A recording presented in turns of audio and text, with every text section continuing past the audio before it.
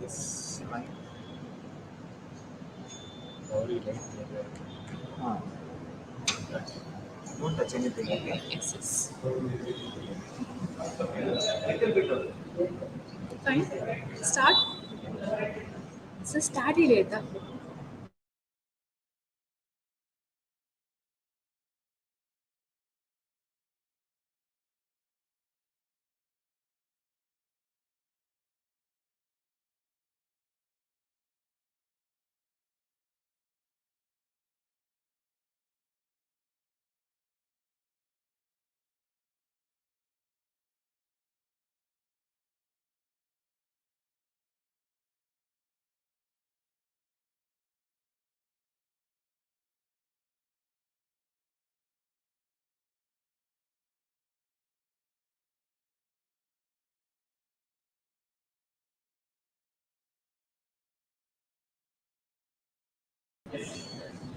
A very good morning to one and all.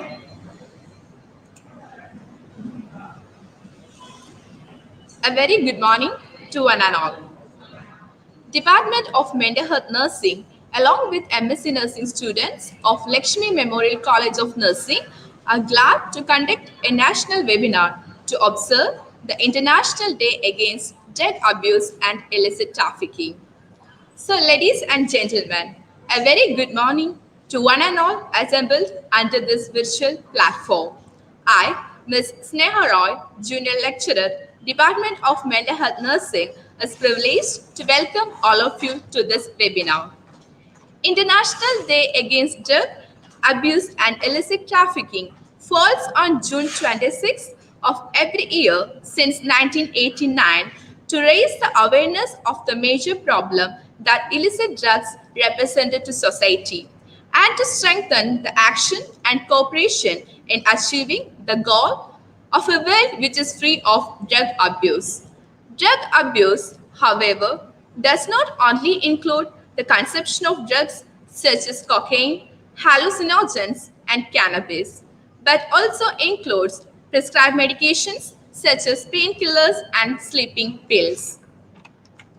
Across the world, events are organized in schools, colleges, workplaces, and public spaces to make people aware of the whole issue and the dangers of drug and their use, especially in teenagers and youngsters. There are many essentials required for a true peace of mind. Among these, the important one is faith, which cannot be acquired without prayer. Prayer and the seed of faith are similar in nature. Both have nothing within but have the potential to create everything. Let us invoke God's presence, happiness, and peace of success of this day to a prayer song.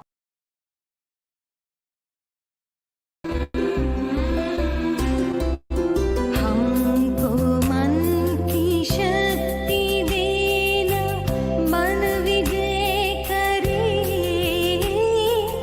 दूसरों की जैसे पहले खुद को जय करे हमको मन की शक्ति देना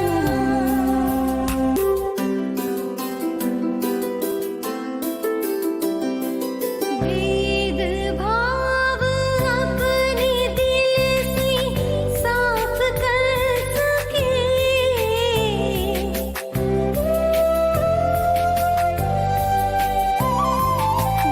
दोस्तों से भूल हो तो माफ कर सके भेदभाव अपने दिल से साफ कर सके दोस्तों से भूल हो तो माफ कर सके झूठ से बचे रहे सच कदम भरे दूसरों की जैसे पहले खुद को जय करे हमको मन की शक्ति देना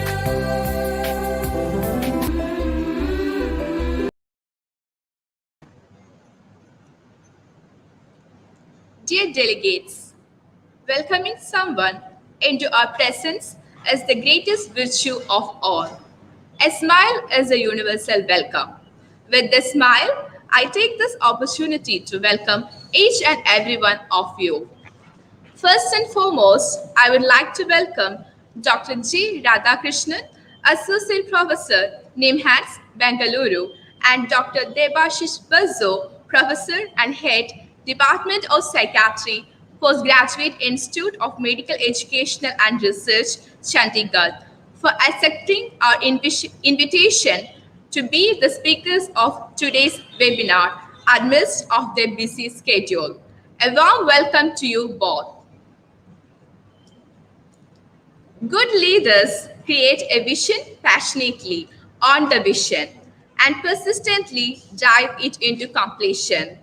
These words out for our respected principal, Dr. Larissa Martha Sams, whose endless efforts has resulted in the great success of this institution. I welcoming you, madam.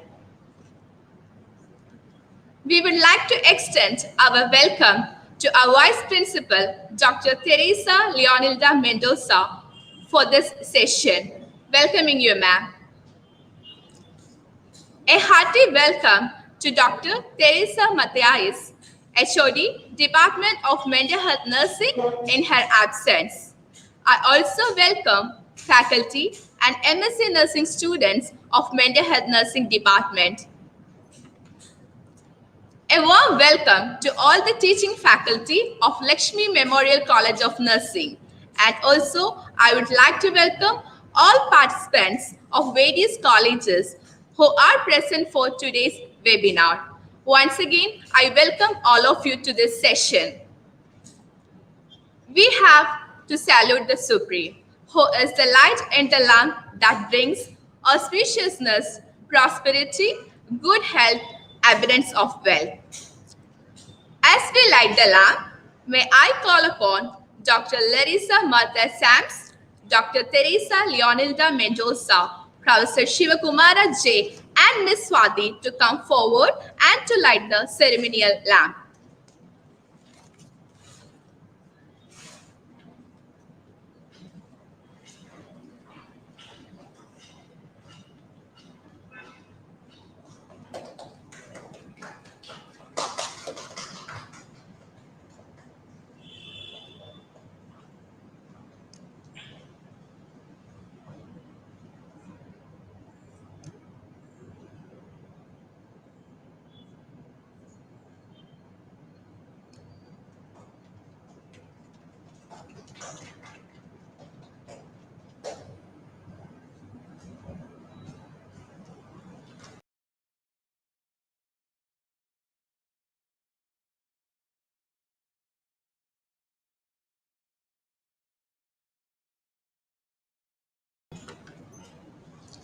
Thank you all. Let us hear it from Dr. G. Radhakrishnan, Associate Professor, NIMHANS, Bengaluru, the significance of celebrating today. Before that, I now call upon Ms. Swati, second year MSc Nursing student, to introduce him.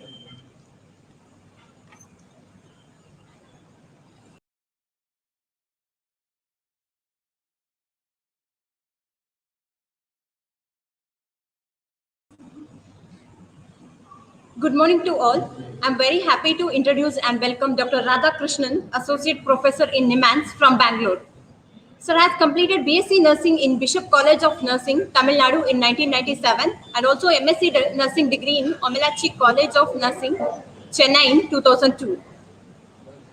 And he has received the PhD Nursing in Vinayaka Mission University, Salem in 2011 and also former Principal and HOD, Mental Health Nursing Director, GJ Bharatish Hospital, Belgaum. Currently, Sir is working as an Associate Professor in NIMHANS from 2014 to till date. And Sir has published and organized 34 and attended 46 conferences, workshops at national and international level. Sir is a member of various associations like PNA, ISPN, NRSI, Life Fellow, Indian Association of Child and Adolescent Mental Health, International Society of Psychiatric Mental Health Nurses. Sir has been awarded with several awards. In 2013, Sir has received an award of academic excellence and outstanding contribution in research from Omelachi College of Nursing, Chennai. In 2015, Sir has received award for Fellow in Indian Society of Psychiatric Nurses. In 2017, Sir has received the Florence Nightingale Nurses Award at state level from Newspaper Association of Karnataka. Sir was a joint secretary of ISPN from 2005 to 2017 and also general secretary of ISPN from 2017 onwards. Regarding professional activities, Sir has a PG and PhD guide at NIMHANS and also member of PhD nursing exam panel and multiple various universities across India. With this introduction, now I request Sir to take over the session.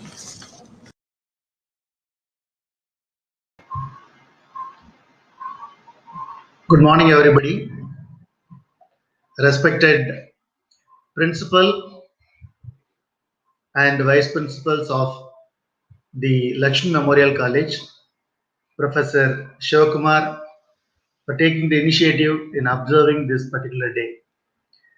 And of course, we should be thankful to the administration and management of Lakshmi Memorial College, where they have given all the support for this particular observation. In fact, we at NIMHANS, the Center for Excellence, the Center for Addiction Medicine, we call it as CAM, along with the Government of India, Ministry of Health and Family Welfare, have organized several programs towards this particular day. And of course, when you talk about the drugs and illicit trafficking, we connected with the many borders of international borders. It is obviously a problem in managing this particular drug illicit trafficking. Of course, we are a prime member in WHO. We have taken several steps and we have set models for other countries to follow. And what happens and why we have to celebrate this particular day? Should we celebrate or observe? We have to do both, because several achievements toward this to be celebrated and several other work which are pending need to be reminded to all of us. That is the reason probably we observe this day. I wish good luck for all the resource person of the day, especially Dr. Basu. He is a renowned professor, and so I wish he would deliberate many aspects of this particular day, and his talk would be really interesting for all of us. I also wish good luck for all the participants of today's. There are many events you have planned, so I want all the participants to eagerly take part and bring laurels for your own institutions. So when we talk about the significance of the day, as I highlighted earlier, We need to observe the day because our energy have to be focused. We need to bring lot of stakeholders together, and our efforts must be unified. That's the reason probably we celebrate and observe this particular day. And of course, the governments at various level, international, national, state level, have to make several policies in order to prevent this huge problem. As we are aware, this drug is a problem, and in the introduction she mentioned that all the age groups are affected. Let it be children, growing children, adolescents, pregnant women, adults, and even elderly people are affected because of this huge problem. And of course, I'm not going to talk about the theme, but anyway, the giving facts about drug is the theme about this particular year, and we are going to focus on it. And of course, there will be a huge deliberation on this theme, and I'm not going into it. And not only the governments, institutions and NGOs also should come forward for preventing this problem. And I'm happy that the Lakshmi Memorial College have taken a simple initiative so that it is a huge awareness. Just imagine if that institution do not observe this day, probably the students will not focus on it. They will not remember this particular day, and they will not focus their energy on prevention. I'm sure that you would have planned many activities towards this. I wish success for all the programs, whatever you have planned for this particular day. And when we are in a huge crisis, health crisis, and emergency throughout the world, COVID 19, our priorities have changed. So, our health priorities have changed to COVID 19 priority. Say it prevention, say it containment, say it about the vaccine. So, we are now trying to douse the huge fire. In the process, sometimes it is possible that these are drugs and other issues may be given secondary priority. Of course, we had a big deliberation in our camp. In fact, we have started several sessions through our telemedicine center as well as NIMANS Digital Academy. We have prepared many short-term modules so that nurses and other health professionals will be aware about the drug and illicit drugs problems, and then how to manage, especially during COVID. You might have observed the spike in numbers during this COVID. Of course, there are a lot of restrictions, but this trafficking takes place during COVID too. So, in that context, I am really thankful to the organizers to focus on this particular issue, and I wish all the success to the organizers. Thanks for the opportunity. Thank you.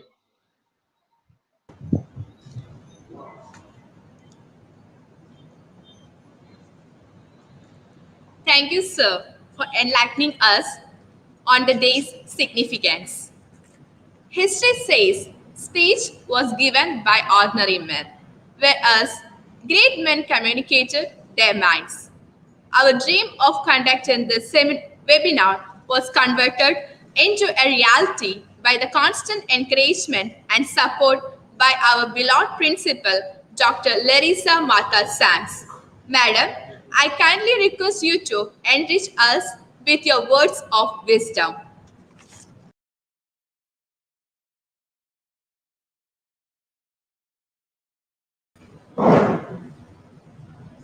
Good morning to one and all. It's indeed a pleasure to have all of you with us on observation of International Day Against Drug Trafficking. When I read the newspaper on 26th, a report said that around 50 crore worth, 354 kgs of narcotics were destroyed by the Mangalore police, which were caught in the previous few years. This itself shows that the amount of menace this is having in our society. So it becomes very imminent and important that we do sensitize mainly the youngsters, and as professionals the nurses and the nursing students how to overcome this and help the people who are into this habit. As a responsible citizen, it's our responsibility toward the society that we build up a healthy society which is free of this drug abuse menace. In this regard, today's webinar will help all the participants here with regard to the various aspects of drug abuse and how we can prevent it and how we can overcome it. I wish each and everyone who is participating here on this day a fruitful and an effective session. Thank you, one and all.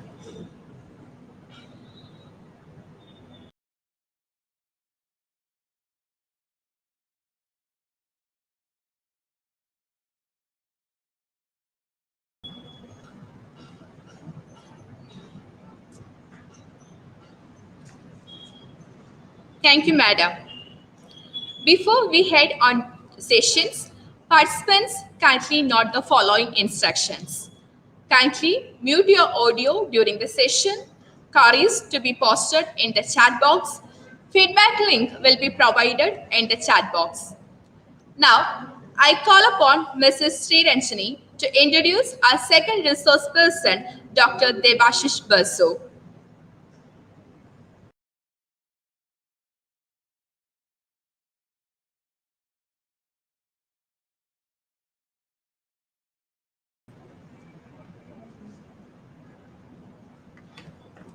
Good morning to all. Our renowned speaker for the day is Dr. Debasis Basu. Sir is presently working as Professor and Head of the Department of Psychiatry, Postgraduate Institute of Medical Education and Research, PGIMER, Chandigarh.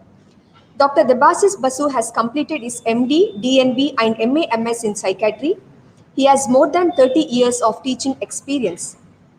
He has carried out more than 40 research projects and has more than 300 scientific publications to his credit in both national and international journals with H-index citation in 27 publications. His keen interest is in the field of addiction psychiatry, dual diagnosis, and social psychiatry. He has written more than 20 books and chapters. He has given scientific talks at several academics meet in India and abroad. Having heard him in one of the forums, that's how we approached Sir to be a part of this webinar. He is the founding editor for World Social Psychiatry. Sir has received several awards. I feel honored to mention few of them. NIDA Invest International Research Fellowship at Yale University, NHS International Fellowship, NHS UK, Honorary Fellowship, World Association of Social Psychiatry, Tilak Venkoba Rao from ICMR, Marfatya Bhagavat, and several more awards in his credits. Sir, we are overrun to have you as our resource person of the day, and I extend a hearty welcome to you to the national webinar. Sir will be highlighting the theme of the day. Over to you, sir.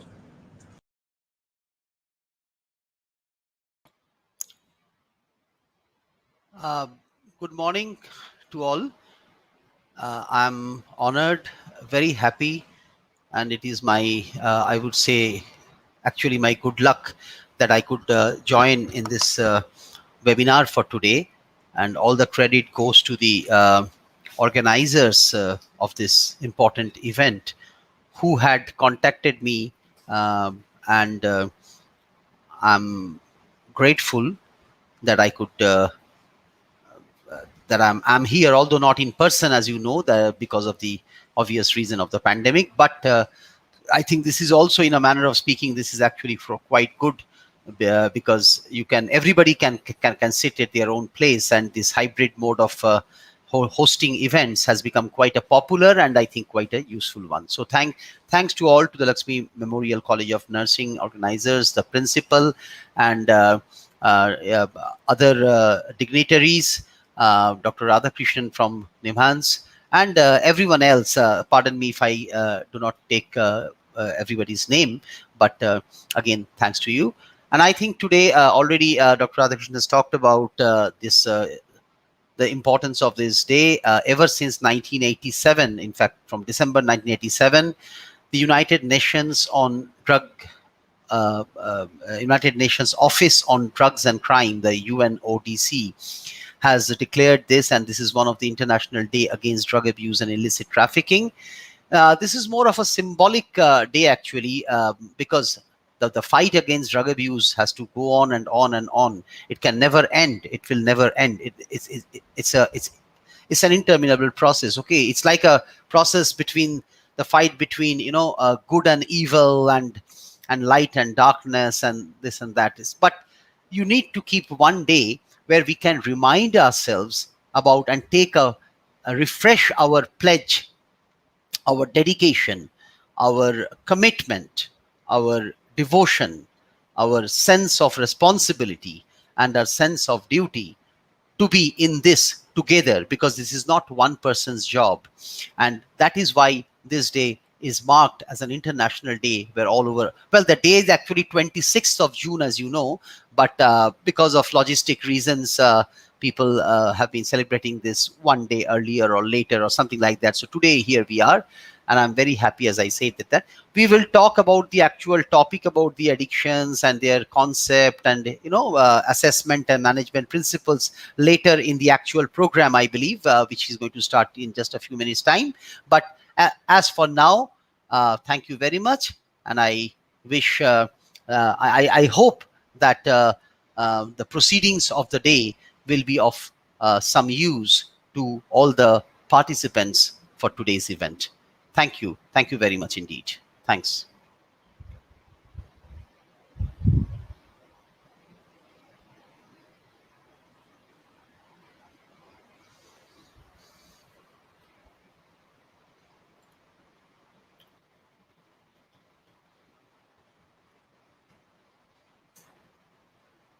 I think I'm done for now. Yes.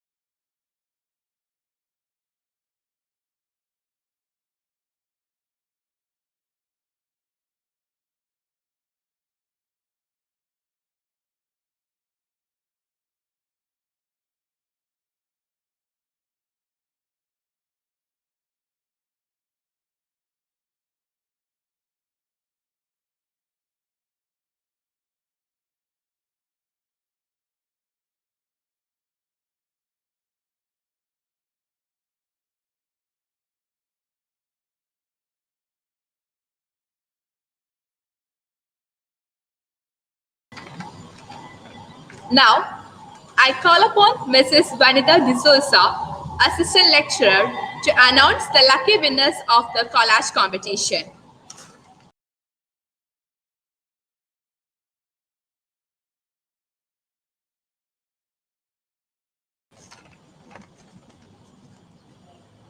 The fruit of our hard work is the sweetest. Good morning to all. I am extremely glad to announce the prize winners of Digital Collage Competition. which was organized by Mental Health Nursing Department, Lakshmi Memorial College of Nursing, on the observation of International Day Against Drug Abuse and Illicit Trafficking.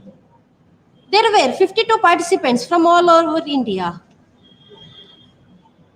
First of all, I congratulate all the participants for their active participation.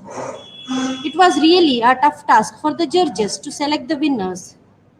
Without further ado, I would like to announce the winners of Digital Collage competition. The third place with cash prize of rupees 500 is backed by Bibi Benny Philip from Lakshmi Memorial College of Physiotherapy, Mangaluru. The second place with cash prize of rupees 750 is backed by Jennifer D'Souza from St. Ignatius Institute of Health Sciences, Honavar. The first place with cash prize of rupees 1000 is backed by Ashley Shiju from Athena Institute of Health Sciences, Mangaluru. Consolation prizes are backed by Jivita Matthias, Lakshmi Memorial College of Nursing, Mangaluru; Kenya Mati, Fadumullah College of Nursing, Mangaluru; Harshita, Staff Nurse, General Hospital, Shikaripura, Shivamogga; Savita B., Dr. M.V. Shetty, College of Nursing, Mangaluru; and Abhijit S. Nayak, SCS College of Nursing, Mangaluru. Congratulations to all the winners. Very shortly, we'll be contacting the winners for your account details. Thank you.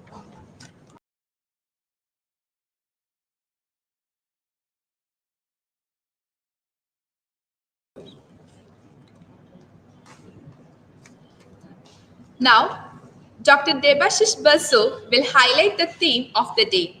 Over to you, sir.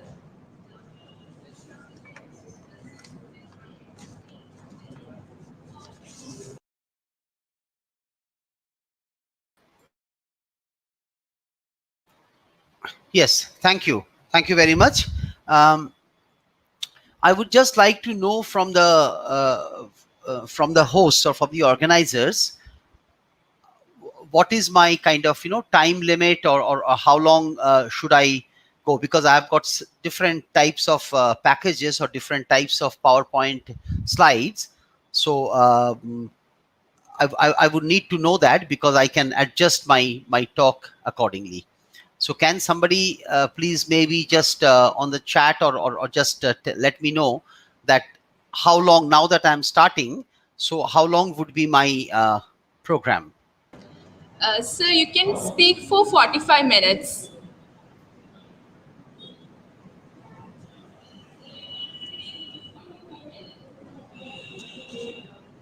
Can anybody let me know that how long should I? Yes. Sir, you can speak for 45 minutes. Okay. Yeah.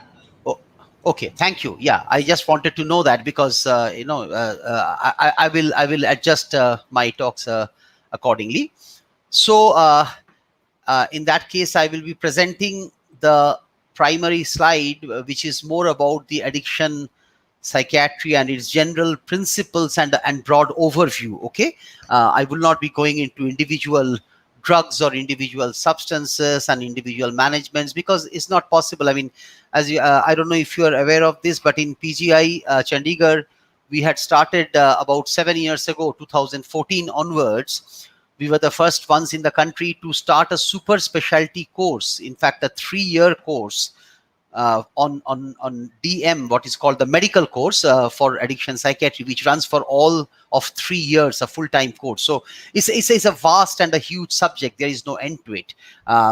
So we'll try to, over the next 45 minutes, I would like to highlight the major concepts about addictions, what it means, why is it so difficult. I mean, we'll start from why is it so, why we need to know about it, and why we need to be all together. I'll try to make it as non-medical as I can, so that because I understand that the primary audience or the participations for today's program would be a mixture of nursing students, definitely, of course, and there may be some other categories. So I'll try to keep it more general, okay, rather than, I won't be talking about doses of drugs and interactions, because that will not be relevant for this forum.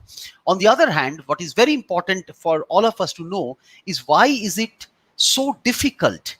Everybody keeps on talking about drug-free society, and we are close in northern India. We are, Chandigarh is a capital of the state of Punjab also, and Punjab has been in the news for the past number of years, for I think 8 to 10 years, for all the wrong reasons about being the drug and heroin and etc. And then politicians make a big issue about we'll make it drug-free within the next 1 month or so. But obviously nobody can do that. It's not possible. But that does not mean that we have to become nihilistic, and that we can just become hopeless or helpless, that nothing will come out. Why talk about this if we cannot do? No, it's not like that. We can help a lot of people. And that is what this International Day, this year's theme talks about, isn't it? The second part of the theme, is called Save Lives. The first part is called Share Facts on Drugs. And it's not just sharing facts, does not only mean that you say that, okay, so what is cannabis and what is heroin and what is alcohol and what is tobacco, and that is important. But also facts means facts about its prevention, facts about its detection, facts about its assessment, facts about its management, facts about its recovery and rehabilitation and relapse and all these kind of things. So share these things. That's what we are doing today, right? So this is the prelude to my talk.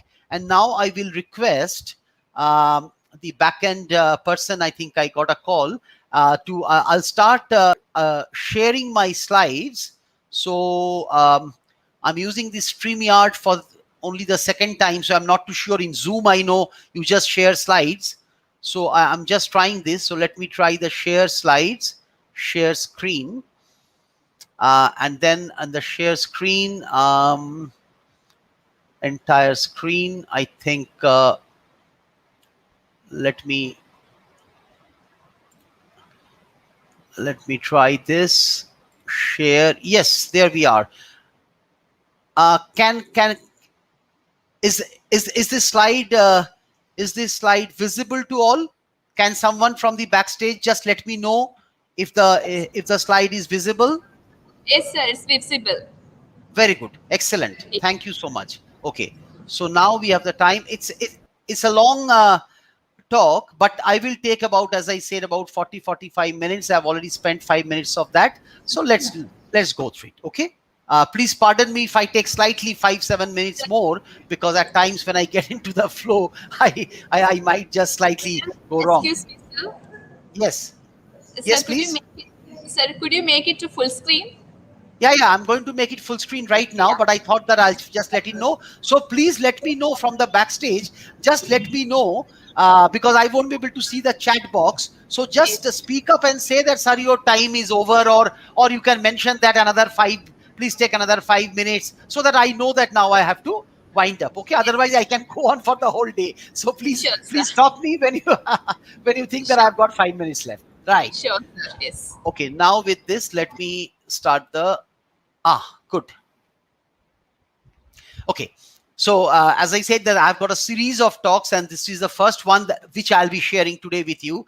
That's why it's called Addiction Psychiatry 1, and it's called Concepts and General Introduction. I think this will be good enough for me for sending across the main message. Okay, and as I usually start, that some people might think that, oh, I'm wasting your time. Why should I be listening or watching to this talk? So am I wasting your time? And I would like to say that why this thing called drug abuse, as I just now said, can never be completely, quote unquote, eradicated from the world. The gravity of the situation today, more or less, and then our role as health professionals, which includes doctors, nursing staff, technicians, psychologists, social workers, counselors, everybody.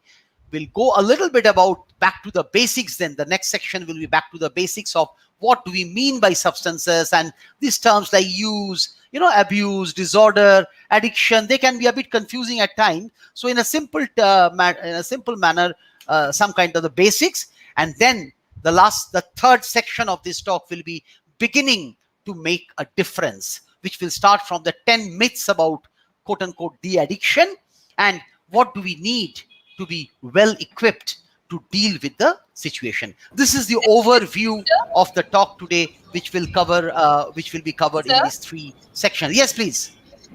Sir, slides are not changing. Slides are not changing. Yes. Which slide can you see now? Are you still seeing the first slide? Yes, sir. The first slide, addiction psychiatry first. Oh, I see. So the second slide is called "Am I wasting your time?" etc. That's not visible, right? So let Not me visible, see. sir. Yes, sir. Yes, now it's visible. Now Sir, it's could you visible. make Yeah. Yes, sir. Could you make it to full screen? Yeah, I'll make it to full screen. But what I'm thinking is that whether you can see it. Now you can you see the second slide? Sir, we can see the second slide, sir. Now it's visible. And is the transitions coming like this back to the basics, beginning to make a difference? Can you see the whole slide now? Yes. Okay, I'm changing over to the next slide now. I'm changing over to the next slide, and please let me know if you can see that. Can you see this slide now? You won't be able to eradicate substance use and abuse from this world. No, sir. It's not visible. So there is a problem about slide shifting. The only option then I have to every time I have to I have to escape from the full screen, and then come to the next screen and then make it full screen. That way it will be shown, although it will slow down the picture, but I'll see.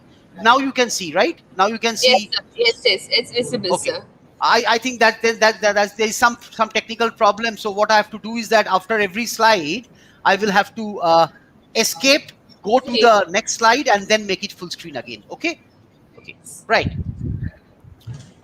You won't be able to eradicate, as I said. This is not substance abuse. Is not smallpox or polio, which we have eradicated. Okay, smallpox is eradicated, polio is eradicated. It's more like malaria, where you have a control program succeeded, but the eradication program failed.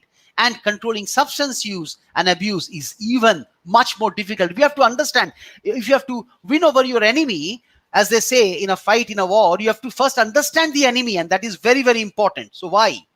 I have to shift over to the next slide now and move to the, See, there are many factors at many levels operating. At the macro level, which is operating at the level of world, country, region, substance abuse, remember, from Mohenjo-daro, Harappa, and all these Egyptian and civilizations, substance use has always been a part of human existence. There is not a single society which is known to humankind where there has been no substance use at all. And the law in every country permits some substance use. In India, alcohol. For people who are adults, various age group, and there are certain restrictions, etc., alcohol and tobacco is permitted. Okay, some part of cannabis product is permitted. Then there are vested interests at international, national, and regional levels. There is money, huge amount of money, unthinkable amount of money. There's mafia operating. There's a lot of politics there. Okay, it's a powerful instrument of global terrorism, which is called narco terrorism. People pushing drugs across the border. Okay, across the various borders all over India. It's called narco terrorism. And technology has made it very much easier to manufacture, distribute, and sell drugs. Now it's all about technology, really. It's so easy through WhatsApp and through other things. That's at the macro level. And at the micro level, at the society, family, individual level,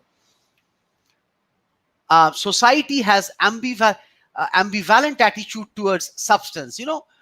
People think, oh, he's a bad addict, is a bad person, but the Scotch whiskey is very good. So we have this kind of an ambivalent attitude towards drugs. Stigma makes it very much more difficult for seeking treatment and for recovery. We all know about stigma, extremely important. Genetics of addiction proneness in some individuals. Some people are genetically more prone to develop dependence. Okay, and individuals will always seek out something other than simply existing, be it sports, be it religion, be it all kinds of rewarding things, but also drugs are one of them. So it's kind of inbuilt in our reward center of the brain. Okay, and stress, which is life is full of stress. And nowadays in COVID-19, we have talked about that. In drug exposed vulnerable group will push them towards dependence. Some of them towards dependence. So that is at the micro level. And then at the nano level means at the level of the tissue. This is more biological, so I'll just gloss over it very quickly. Tissue, cell, and molecule at the nano level, at the brain and nano level, substances, when they're used repeatedly, it alters the brain in many ways. I'm not going there, okay, for a very long time. At the neuronal network level, it hijacks the natural reward system. It creates long-term memories or imprints in the brain circuitry. At the neuronal level, it alters synaptic architecture, etc. So let's not go into that. So it changes. Now you can see that how difficult at the macro level, micro level, and nano level. Okay, and hence, so as at times I just summarize this. I summarizing as the 5 Eves, I call it jokingly. Like breed is the genetics. Seed is what happens at the early life, early childhood adversities and poor family parenting, bad schooling, bad peer. So all these kind of things, the seeds, the need of the human being to take drugs or something else, as a basic need. The deed, the actions, that is when the drugs are taken over a long time, then it changes the brain, as I said. And finally, greed, human greed of making a profit, of getting a business out of it. So with all these things, you can see that what we are up against, okay? That's a terrible, terrible enemy that we are talking about. And the gravity of the situation is there. So at the global level and at the national level, there are so many things. It will be, I think I'm going to skip all these things because number one, these are the World Drug Report 2017, and now I have 2021, which has been released just day before yesterday, so I could not show them because of lack of time. But all I'm trying, so I'll just use these not the full screen, but this mode, just to show that it's a tremendous amount of number of all in terms of millions. There's the global. This is about global. So I'm not focusing on that. But at the global level, it's a tremendously important thing. Just some of the pictures to show. Now, this was the National Mental Health Survey 2015-16, which had shown again that substance use was a major thing. If you can see this, that this F10 that's the due to substance use. This is actually the commonest mental health conditions were because of alcohol use disorder and tobacco use disorder. Okay, so this is what we have to keep in mind. And finally, so these are the I'm just brushing over all these things. There's data after data. There's tremendous amount of facts which are available. Okay, this one I will show you, because this is important. This is called treatment gap. What is treatment gap?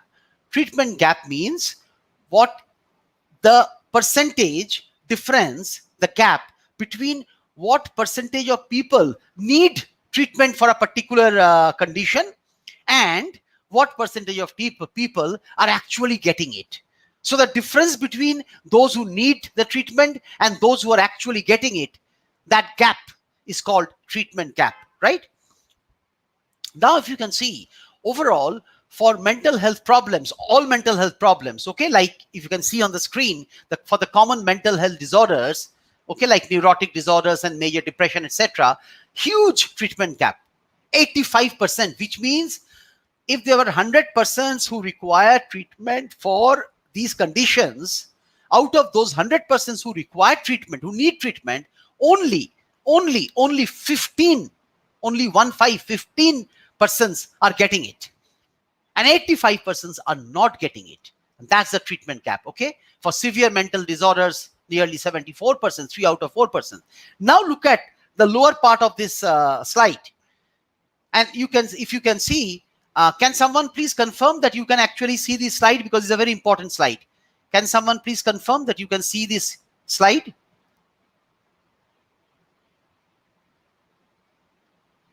Can someone from the backstage please confirm that this slide is visible?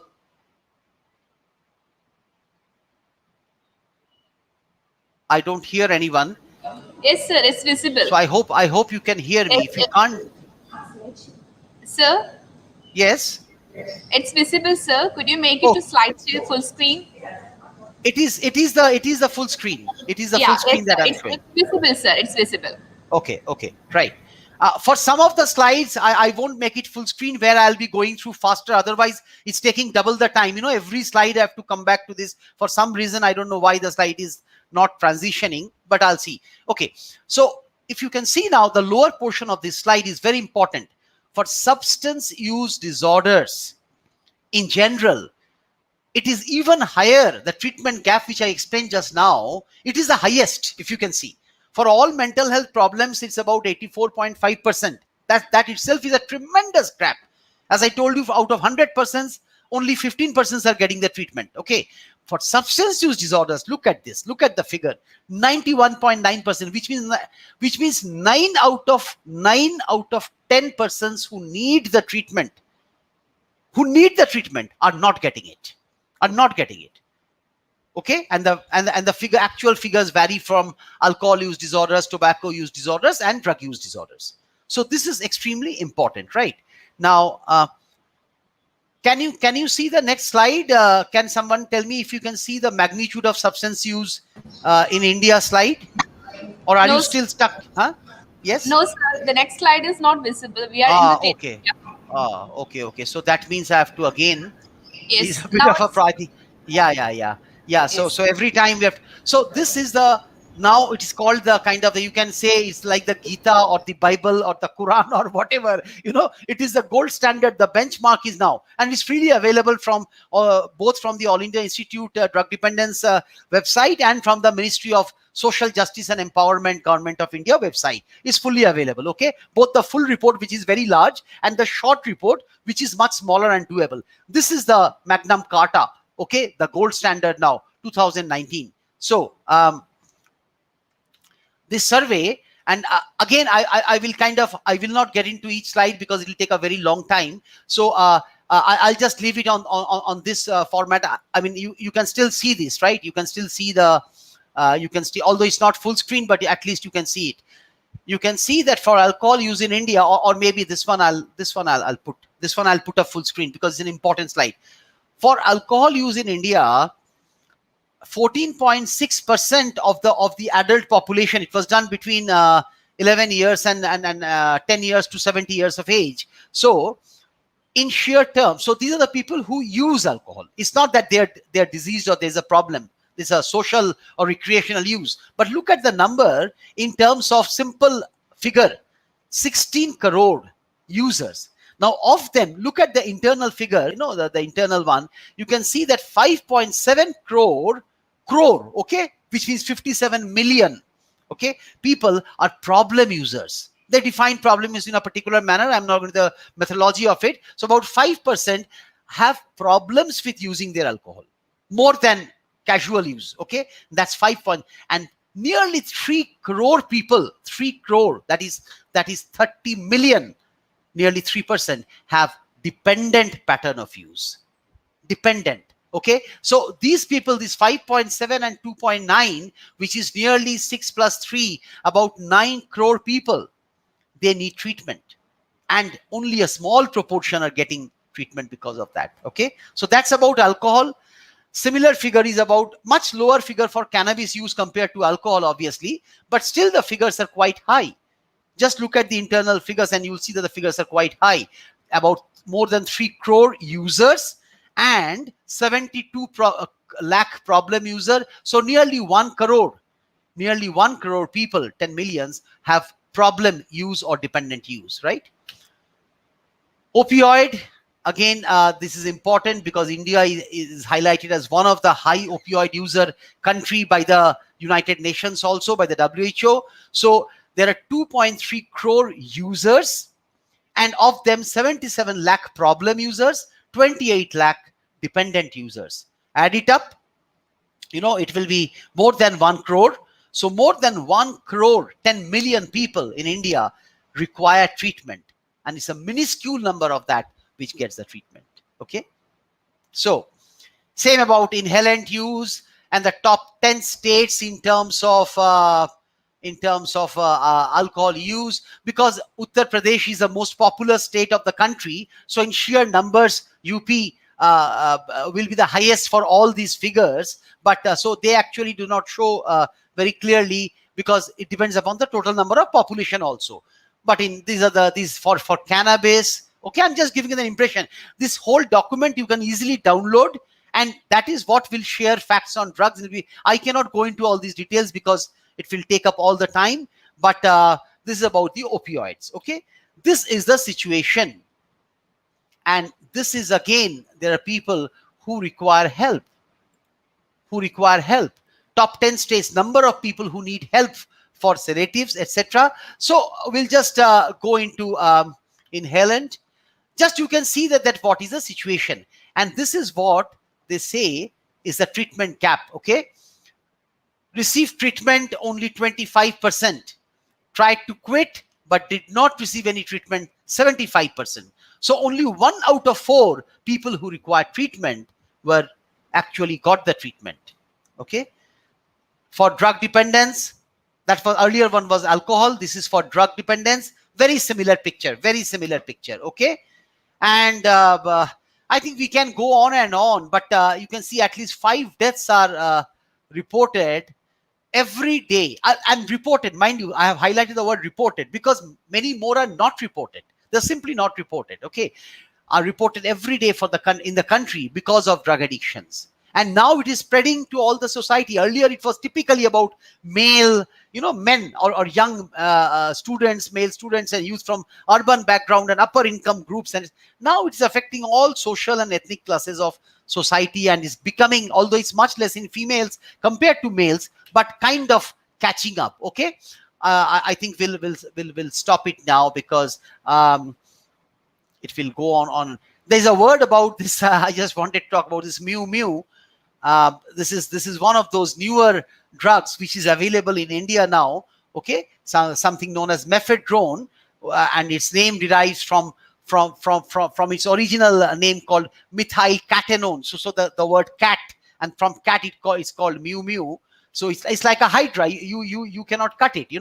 So as I say, that substance and substance use are like that monster hydra, that mythological 9-headed monster. The moment you try to cut one head, another 2 grow in its place. You try to stop a drug somewhere, it goes elsewhere, like ballooning. Okay, and the more you make the law very, very stringent and very, very potent, but there are ways, and there are always those mafia working full time to get out of the clutching of the law. I think now I've told you. So a lot of has been seized in Mumbai recently. Okay, these kind of things, all these newer psychoactive substances. So after this, I think you have become probably very hopeless by now, that what the heck are we doing here? I mean, I've told you all the reasons why we cannot probably do. But now comes the other part of the story. Remember, substance use is not a disorder, but substance use disorder is a disorder by definition. So problematic substance use, we can help. For cutting off complete substance use, I've told you why it is nearly impossible. Government tries to do its best and everybody tries to do its best. But whenever there is harmful use or addiction, dependence syndrome, these are psychiatric or mental health disorders. Hence, health professionals, we are there. Who else will treat other than us? The psychiatrists, the doctors, and nursing staff, technical staff, clinical psychologists, social workers, all related health professionals. And most important, as I keep on saying, even if you have helped one person, you have helped many. How? You can guess yourself, because drug use does not take one person. That one person, the addict, the quote-unquote stigmatized word called addict, which is a wrong word, a person with an addictive disorder, he is actually affecting his family, immediate family, his friend circles, his job, because he can't go to his job, or is creating problems there, or is embezzling money, whatever he is doing, and the society at large. So even if you have helped one person, remember that you have helped at least 10 persons. And that is the message that I would like to give you today. So please do not become helpless or hopeless, okay? It's very, very important. The next section is on back to the basics of drug. I believe I can go on maximally till maybe about 11:30, or I'll see. Okay, let me see, about 15-20 minutes more. Just a little bit on the back to the basics about drugs, substances, use, abuse, disorder, addiction, because this is important. Okay, it's important to understand what is a drug, what are drugs of abuse, what is a psychoactive substance, what do these terms mean, this use, all this problematic, pathological use. There's so many terms, abuse, misuse, and then use disorder, harmful use, dependence syndrome, addiction. There are so many different terms. So it's important to understand this. Now, in simple terms, drug, the word drug is any chemical substance, okay, which can cause, not a physical, but a chemical substance, which can cause changes in a living organism. So we have medicines. Medicines are all drugs, like paracetamol and all these things, antibiotics. They're all drugs, right? They're pharmaceutical prescription drugs because they also changes our internal milieu in some ways to treat our fever, a cough, or kill the bacteria, etc. But a drug of abuse is any drug used for non-medicinal purpose. Even if it may be a prescription drug, it may be a tramadol, a prescription drug, but it may be abused if it is used for non-medicinal purpose. I hope this is clear. A psychotropic drug, on the other hand, is a slight more than that. It's any drug that has properties to alter behavior, mood, thinking, perception, or cognitive functions.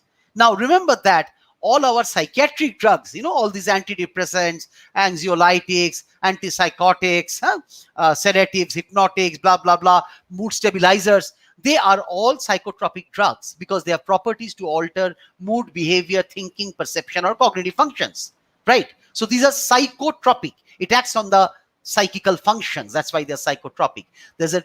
So it's important to understand that psychoactive substance, on the other hand, or simply what is known as substance, the substance of use, these are also psychotropic drugs by definition. But in addition, they have brain rewarding property. Hence, they may be misused or abused because they have by definition, other than being psychotropic, they are also psychoactive. They reward you. They create this sense of kick, maza, nasha. Okay, so that's why. So these are known as psychoactive substances. So all psychoactive substances are psychotropic drugs, which are drugs, but with these special characteristics, because this is what is called as substance, right? Which act on the brain centers of the reward. Now, so that's about drugs. And now about this term called, well, use is any use, right? Use is, it may be for medicinal purpose. When I take a paracetamol tablet for my fever or a ibuprofen tablet for my pain, then I'm using for medicinal purpose. But the same thing I may use for non-medicinal purpose, like tramadol, or many other, at one time there were many other opioid drugs which were being misused. So use is any use. On the other hand, this misuse or abuse, multiple terms, problematic use or pathological use, this refers to any non-prescription drug use which is leading to problems or risk of harm. Actual problems which can cause actual problem, or which can cause a risk of that problem, okay, of harm, like physical, mental, or functioning, familial, societal. But it may or may not criteria for a dependence as such. WHO had earlier termed this as hazardous use. When there's a hazard, it can lead to a hazard, but not necessarily a harm as yet. This is what we call as misuse, abuse, or problematic use, right? On the other hand, it becomes a substance use disorder, which means an illness, a problem. Now this becomes a medical term. Now it's a pattern of persistent, not for 1 day, 2 days, a persistent substance use, which leads to actual harm of physical or mental nature, or where the substance use takes a much higher priority. It's a kind of behavior where that becomes the most important, the most salient one compared to all other aspects of life. Everything else goes to the background and it becomes uncontrollable despite causing harm. It can be either harmful use if there is only harm, but still the person is continuing. And dependence syndrome or addiction is a final stage where a whole life of that person revolves around substance use and substance use taking. It becomes a medical disorder. So you can see there's a whole lot of, and these are the different medical disorders. I've gone into ICD-10 classification about, depending upon the substances, right? Alcohol, opioids, cannabinoids, sedative hypnotics, cocaine, other stimulants. I'm not showing this in full screen because you can find it anywhere. Tobacco, volatile solvents, and multiple drug use. Okay, so that's what we have. And these are various kind of character codes of dependence. This is more medical, so I'm not going into that right now. Dependence syndrome or addiction in that term, which is the final stage, is a cluster of physiological, behavioral, and cognitive phenomena, as I said, in which the use of a substance takes on a much higher priority for a given individual than other behaviors that once had greater value. Everything else is lost. His life simply revolves around that. Only then we can call it a dependence syndrome, not otherwise. Okay? And the central characteristic is that desire, that overpowering, strong desire, which is called craving, right? So that becomes very important. Diagnostic criteria, I think I'm going to leave it now. So earlier they were talking about only dependence, and the addiction word was not there. But now both the American system, which is called the DSM, as you know, the Diagnostic and Statistical Manual of Mental Disorders, now it's in the 5th edition, they have brought back the term called addictive disorders. Why? I'll come to that. Because of the behavioral addictions thing. And this is the concept now. Okay, so use, misuse, or hazardous use, as I said that, but when it's still not fully harmful, then harmful use when it has started causing actual harm of a physical or mental nature, and finally dependence or addiction, quote unquote. And these two categories, as you can see the box below, will be covered under substance use disorder. Okay, not the earlier ones, not the previous ones, right? So this is the concept.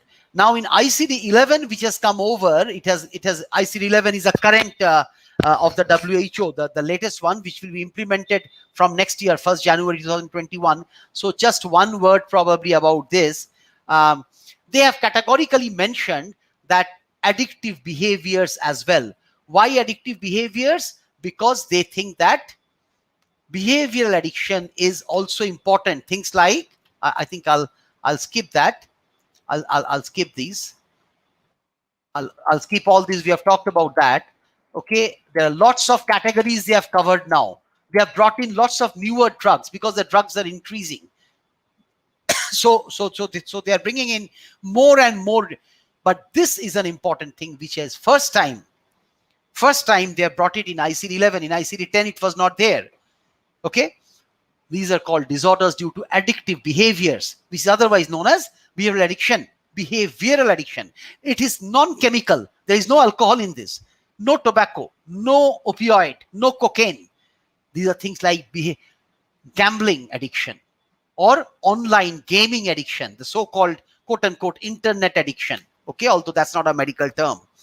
These are because of addictive behaviors, which are recognizable and clinically significant syndromes associated with distress or interference with personal functions. To that, it must be to an extent that it disrupts a person's normal life. Otherwise, all of us use a mobile phone. I'm using technology right now. Otherwise, I cannot reach you. But that we cannot call addiction.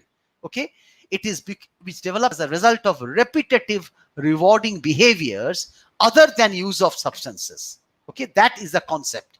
And the typical thing is gambling and gaming. Gambling is pathological gambling, what earlier used to be known as, and gaming can be online or offline. It can be various kinds of gaming. It can be betting on cricket, which was going on now, or betting on the Euro Cup of football or any other games. Or it can be various kinds of online activities, watching pornographic videos incessantly. Everything has to be incessant and too much. Only then we can call it a disorder. Otherwise, it's not a disorder. But this is important to understand. It was not there in ICD-10. First time, it's a major new thing. As I said, gambling disorder, and the new thing is gaming disorder. Okay. So we will come to the third section now, the last section of today's talk, and that is beginning to make a difference. First, as I told you, am I wasting your time? I hope I am not wasting your time. I explained that why it is such a huge challenge, tremendous challenge. It cannot be eradicated, but we have to work. We cannot give up. Okay. Some of the basics I've just now explained, all those basics about what are the terms mean and etc. And the last section over the next 10 minutes will be beginning to make a difference. And for that, we need to understand what are the myths of the 10 myths about the addiction. But basically how we tackle is by supply reduction, which is not our job. Supply reduction is the job of the government, okay, of the customs, the police, the intelligence, all those things. They try to reduce the supply of the drugs across the border, from internationally or inside the country, by stopping all those kind of things. When they catch drugs and then they put it back, etc. Our job is more into demand reduction, which means reduce the demand of the drugs and treat it. And the third important concept is harm reduction. So even if the person cannot stop taking drugs right now, at least we can help to decrease the harms associated with drug. If he cannot stop injecting himself, but he will die because of hepatitis C or hepatitis B or all those kind of injection related things. So at least for the time being, till he stops his drugs taking, we can try to help him to understand that he can use safe needles, sterile needles. He should not share his drug using paraphernalia with others. Or we can give him opioid substitution therapy by buprenorphine or methadone, by which he'll be dependent on that, but he won't go to the illicit drugs which can cause more harm. So that is harm reduction, right? And so we'll just come to the 10 myths very quickly. One, we think that de-addiction is a dictionary word. Okay, this term. It is not. Actually, de-addiction refers to a process of getting away from drugs. So it's a process. There is no official word called de-addiction. D is away, and addiction comes from the word Latin root, which is, we have just explained, okay, behavior which is excessive, compulsive, initially pleasurable, rewarding, but later more to avoid displeasure, not controllable even with obvious harm. So that is the point about de-addiction. And at times we think that de-addiction means only detoxification. You detoxify, you get the patient admitted, give him some medications, and he's all right. No, certainly not. Detoxification is only the first phase of withdrawal.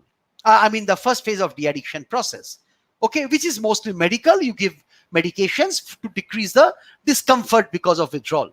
But the later phases are more important: relapse prevention and reintegration. These are the longer term process, and which are less medical and more psychosocial, where there's a important role, right? Some people think that de-addiction is a course of treatment, like an antibiotic course. It's not. Okay, it is a process. De-addiction is a process. It's not a time-bound event. So initial phase is completed within a few weeks, but the later phase, and hence we need to have a long-term view. That is very important. Otherwise, we tend to get frustrated very easily. Addiction business, treatment business is a very frustrating business. Similarly, some people think it only involves admission. No, many people can, only minority require admission. Mostly it can be done outpatient. Okay, I'm just floating through that because of lack of time, but it's important myths. We think that it involves only expert counseling by psychotherapists who are blah. No, simple people, can be done by primary care clinicians, by nurses who are working in even in remote areas. And referral is only needed for more severe relapsing or complicated cases. A lot of initial work of motivation building can be done by you working at various setups, and that is important. Okay. Often we think that de-addiction means, oh, only the person is fully abstinent from he has left alcohol kind of thing. Only then he's treated. No, not at all. That is ideal. That is ideal, but it's not an absolute endpoint outcome. The focus should be more on functioning. He can still continue to take drugs, but you help him. Someday he may completely leave it. Okay, but till such time he should not die. If he dies, then who are you treating? Or if he becomes incarcerated in a prison or a jail for 10 years, what help are you doing? So at least try to improve that. Okay, so that is also important. Harm reduction, from the harm reduction angle.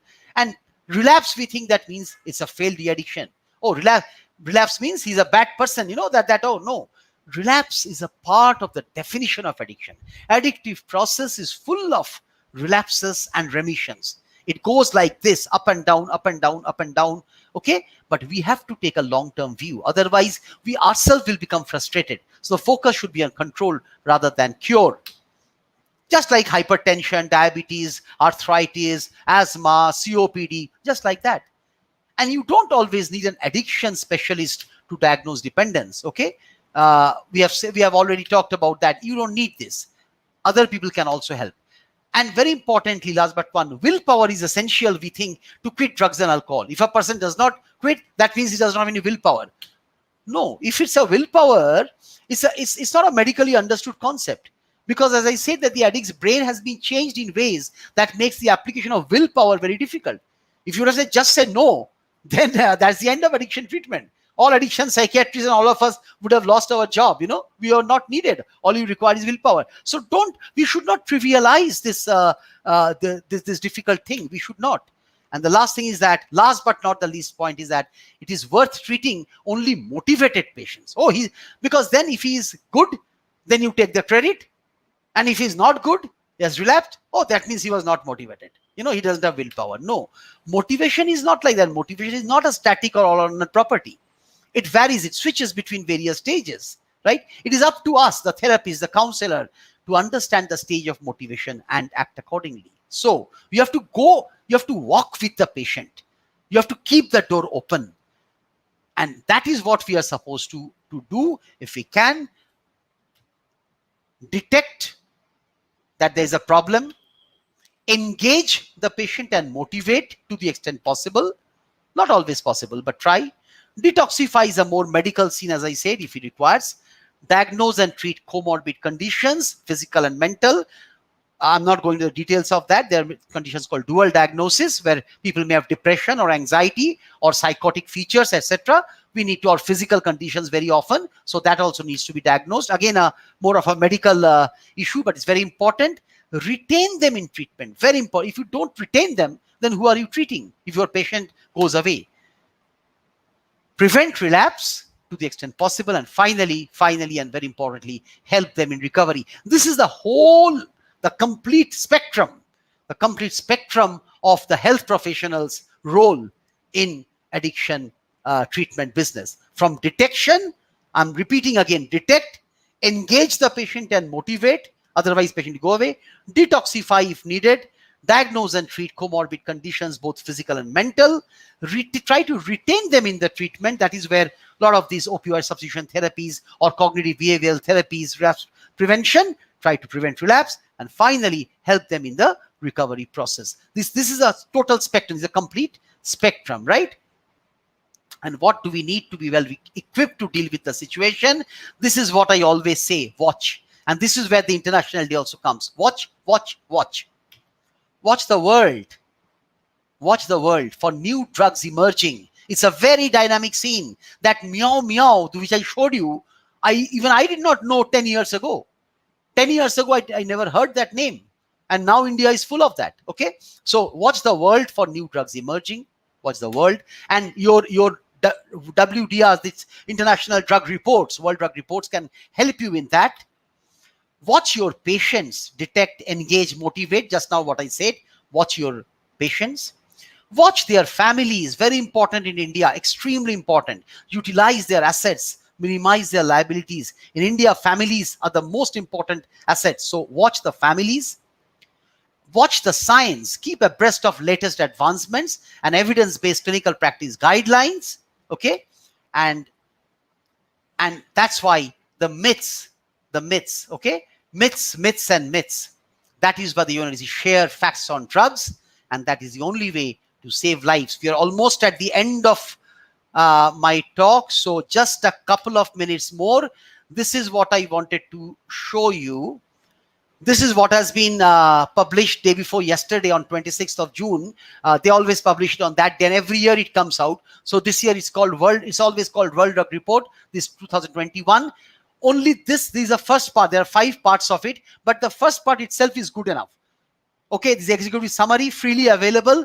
This contains the whole world's thing. These are the other parts. I'm not other volumes. So there are total 5 volumes, a comprehensive, absolutely comprehensive area. Okay, that is what is called the share facts on drugs. And then we go to there are books which are available more about more medical, because it's from the Indian Psychiatric Society. When I was, you can see that I was one of the chief editors along with Professor P.K. Dalal from Lucknow. We did this clinical practice guidelines and its synopsis, etc. These are all freely available for medical purpose, and there are others as well. There are, you know, for newer addictive disorders, and for this part is very important. This can be helpful for the nursing staff and non-medical persons. Freely available in the journal India, our journal, Indian Journal of Psychiatry, a whole issue called Guidelines for Psychosocial Interventions, psychosocial interventions for addictive disorders in India. A full volume special issue. You can search for it. It is very easy to find. The whole issue is freely available. And this is what we need to know. This is the latest one which we have done for the Ministry of Health and Family Welfare, just released last year, called the Standard Treatment Guidelines for the Management of Substance Use Disorders. This is from the Ministry of Health and supposed to be started for all MBBS students. So there are lots of resources which are available. But this is my last slide probably, which I want you to say. The watch. We have talked about watching the world, watching the patient, watching the family, and watching the science, which I showed you just now. The last watch is very important, my dear friends. It's extremely important. Last but the most important perhaps in this region, I can tell you with my experience, is that watch yourself. Watch yourself. Your own reactions. It can be a very frustrating business. There can be very easy burnout. Increase your frustration tolerance. Otherwise, your reaction will be, oh, these are all badmash people. You know, they should go to jail. Police should take care of them, not the medical or nursing staff or healthcare. Decrease your unrealistic expectations that, oh, he's not leaving alcohol. That means he has got no willpower. Bad. All those things which I've said. Decrease your own unrealistic expectations. And last but not the least, try your best, but also learn to let it go. At times, we have to let it go. We have to try. Otherwise, we'll lose our own sleep and we ourselves will become depressed. This is such a huge relapse, which is part of the definition of addiction, as I've told you. You know, you can think that is so. You do your work as a professional. You engage, motivate, detect, counsel, do whatever you can. At the end of the day, sleep peacefully, knowing that you have done what you have done and you have not done what you could not have done. I'll end with that famous and the beautiful Serenity Prayer, which many of you or some of you would be knowing. The prayer of the Alcoholics Anonymous, the AA, the Serenity. They always start with this Serenity Prayer. Okay, God, as you understand, anybody's God. Okay, God in our own religious background. God, grant me the calmness or the serenity to accept the things I cannot change. There are certain things we cannot change in life, right? To accept it. The courage. We need the courage to change the things that I can. And that is where your role becomes extremely important, right? You have to have the courage to change the things that you can, and the wisdom to know the difference, that I could do this, I could not do that, but I tried and I should be happy with this. This is a Serenity Prayer of the Alcoholics Anonymous, which I think is a wonderful, it's almost like a piece of poetry. I'll end with this Ramachandra Setu thing, where, as you know, that everyone was, I think I think in the last few watch, you have not. I think I have shown you the watch yourself slides, right? Every time I have to come back to this. So this is the Serenity Prayer slide, which I talked about. God grant me the calmness to accept the things I cannot change, the courage to change the things I can, and the wisdom to know the difference. And finally, the last slide of today, the Ramachandra Setu, where when he was trying to cross over to the Sri Lanka, etc. You know the story, of course. But the important part is that everybody was chipping in. Everybody was helping to do that enormous task. It was an enormous task, right? It was not possible even by Ramachandra himself with his all power and everything. So everybody chipped in, and including this small thing. If you can see, sitting on the lap of Sri Rama, if you can see that small creature, okay, that is that squirrel, right? That was a small squirrel which was also bringing in small chips, very small pebbles it was doing. And then somebody laughed. They said, what are you doing? You cannot do anything. The squirrel said, this is my own small little way to help in the situation.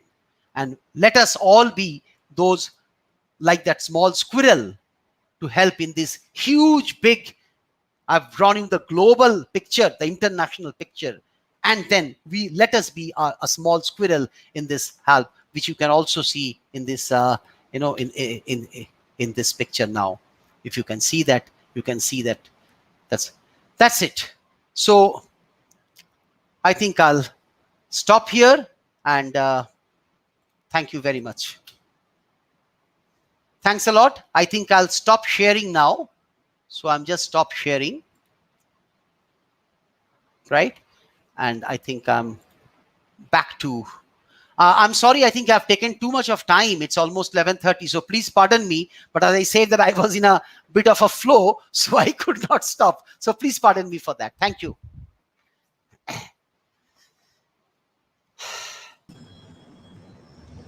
Thank you, sir, for the informative session. Now it's time for discussion. So delegates, if you have any queries, kindly put it in the chat box.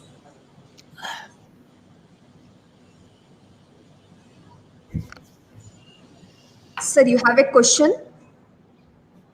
Am I audible, sir? Yes, yes. Sir, you have a question from the delegates. The first question, parents' guidelines for drug-addicted children. Okay. Parents' guidelines for the drug-addicted children? Yes, sir. Okay. Because I wanted to hear it very carefully, because the parents' guidance will be very, very different for different stages, as I said. Okay. So if somebody has not at all started using drug, then it's a different set of guidelines. Then it's only parenting, good parenting and nothing else. Good parenting, providing a good family atmosphere, being together, sharing a meal, going to religious activities together, being, learning them teaching them to be good citizens, engaging them in sports and other activities. That itself is good enough. You don't have to preach them about not taking drugs. If they're in a good family, they won't start drugs, or even if they start drugs because of curiosity, many people, they won't get stuck. They will come back. Okay. So that's for the parents at the early stage. That's the early stage. No drug use so far, or only early drug use. Then the second stage is about drug use is there. That use has already started, but not yet addicted. Okay. Not yet addicted. It's just, he or she's playing around. You can find that there is something little bit is there. He's saying something. You can find one small puria or things like that. Okay. Then the important thing for the parent, the most important thing is, do not immediately penalize or punish the child. If you punish the child, if you punish the, if you take a very strong and a very punitive action, you just shut him up lock him up in the room, throw the key away. Why have you done like that? You beat him up very harshly. That is not going to help. That is one thing is sure, that's not going to help. If at all, the child will become even more resistant, even more angry, and will turn more towards higher and harder, more frequent and use of harder drugs, because then he's getting detached from the parents, and is finding solace and connection with his drug using peer group. So there the parental guidance would be: sit with your child, sit, talk, communicate, try to find out, let him know that you have found it out. It's important that a child, you don't let the child manipulate the parents. Okay, children at times can be smart also, and they can be clever. So at times they can try to, no, I have not done anything else. No, let them know that you know. Let them know that you know, that you have come to know that there were certain things, some tablet, some capsule, or some cough syrup,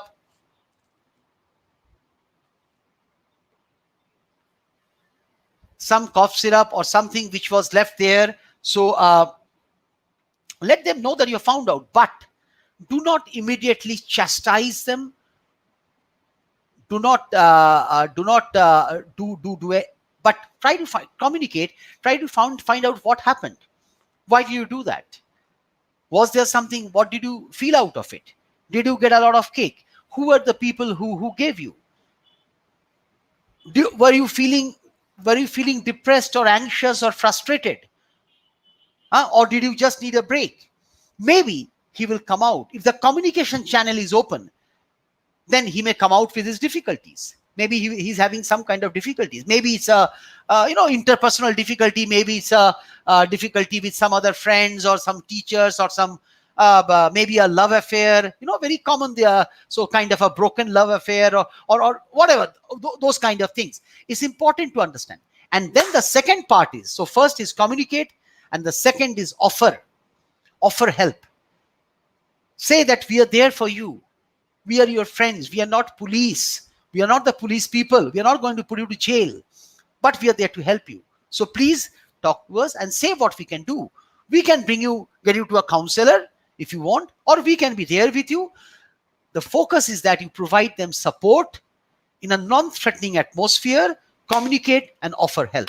In short, the last is the question which was asked: if your child is already strongly addicted, it should not happen. It actually should not happen. Parents, if you are loving and caring and observant, if you are in touch with your children, you should be able to detect it. As I told you, the first point is detect, and that is often the very difficult point. Only after that comes engage and motivate, and after that detoxify. That whole spectrum. If unfortunately the detection comes too late, when the child is already heavily addicted, he's into injections and stuff like that, already far ahead in that trajectory that I showed you, then you need mental health professionals' help. Then at times, even then, communication should be the first step. Love communication should be the first step. Offer of help should be the second step. But also along with that, the parents may need to be more assertive in their approach, in order to not to punish the child, no, but to reduce the harm which the child is bringing upon himself by virtue of injections, or chasing, or drinking too much, or accidents. Motor vehicle accidents. Young kids, they overspeed. After becoming high on alcohol, they will speed through a highway and crash. So to reduce this kind of harm, you need to be strong at times, what is called tough love. There, if need be, at the rare circumstance, you may have to force, you may have to get other people to help, and to bring him to a de-addiction center for achieving professional help, or even at rare case to get them admitted. Okay, but all these should come at the later end of this spectrum which I've explained just now. I think I'll stop now and take more questions or any further clarifications if there. Thank you, sir. You have another question. Yes. What about Mushroom De-Addiction Center running by many volunteers? Is it safe for patients? Okay. Good question. All these, the so-called, many of these mushrooming so-called de-addiction centers, or they are not known as de-addiction centers. They commercially you know, they try to display themselves as so-called rehab centers or rehab clinics. That becomes a catchword, a buzzword. Well, many of them are not good. Many of them are not even licensed or properly monitored. There are laws in the country, acts rather. Okay, even under Mental Health Care Act, these should come under what's known as mental health establishments, MHEs, and from in different state to state. In Punjab state, I don't know about Karnataka. I'm sure there would be, or Kerala or Tamil Nadu, but in different states there are state level. In Punjab, we help the government to make the de-addiction centers guidelines, for specific criteria. Based on that is the Department of Social Justice and the Department of Health. They issue license which have to be renewed. So there are criteria about how many beds, all those, there are long list of 14-page criteria. Okay, what should be the batch days, what should be the food quality, nursing staff, what is the ratio of the healthcare staff and patients. They are supposed to follow them. If they don't follow them, then their licenses can be revoked. And some of them, they work under kind of shady kind of things. So then that becomes a law and order problem. And from time to time, the police or the law enforcement agencies, they come, they check, and then they seal those de-addiction centers. So in other words, as parents again, or as doctors, you should not jump to taking them whatever is available. You should try to find out its background. Nowadays with Google search and many other things, it's very easy to find out. You may find out that, oh, this center was actually locked 3 years ago because of wrongdoing things. You should not. Preferably go to well-known government, I would suggest, well-known government de-addiction centers, which are there in many, all the famous institutes, of course, they have them. In NIMHANS Bangalore, of course, they have a very large the Center of Addiction Medicine, which Dr. Radhakrishnan was talking about. We have ours, and there are many others. Even in the district level medical colleges, there are smaller scale de-addiction centers which can help. And some of the private centers are really good. It's not that all, please don't misunderstand me. It's not that all private centers are bad. No, there are very good private centers. Yes, they take a lot of money. They will charge money, but they can be very good. There are some good rehab clinics. So please do your homework before just taking your children somewhere and dumping him there. That is not going to help. Thank you. Any others? Any other questions? Okay. No more queries from the delegates, sir. So we are winding up the session. Sir, you have enlightened us with your knowledge and experience about sharing the facts on drug abuse, and we have got an insight about the facts and figures of drug abuse and its effect on social level. So thank you very much for your wonderful session, sir.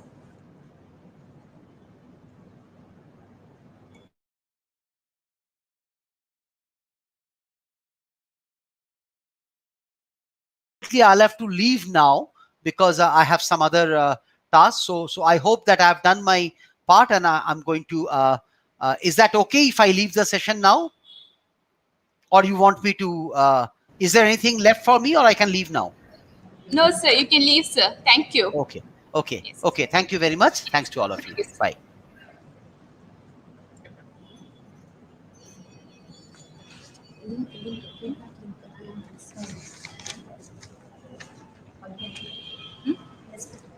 I'll announce. Can you speak? Delegates, now I request all of you to fill the feedback form which is given in the chat box.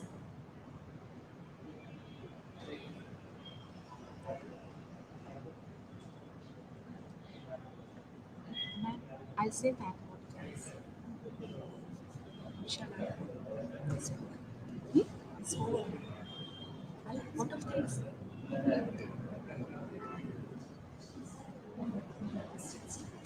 Before winding up the program, I would like to thank each person who has supported and helped us to make this day as a grand success. I would like to thank first and foremost today's resource persons, Dr. G. Radhakrishnan and Dr. Debashish Basu, for their presence and for their valuable time. Thank you. A big thanks to our principal, Dr. Larissa Martha Sams, for giving us a chance to conduct this conference. Thank you, ma'am. I extend my thanks to Vice Principal Dr. Teresa Leonilda Mendoza for being with us. Thank you, ma'am. We are grateful to the judges of our collage competition. Thank you. A heartfelt thanks to the staff and faculty of Lakshmi Memorial College of Nursing for guiding us all to the path. Thank you all. A special thanks to staff of Mental Health Department and our MSc Nursing students for their continuous effort and dedication. Especially, I should say thanks to Mr. Harish PM and Mr. Midun for helping us to manage the digital platform. Thank you all. Last but not the least, I have to thank all the delegates who have participated today's session. Thank you all. Have a good day.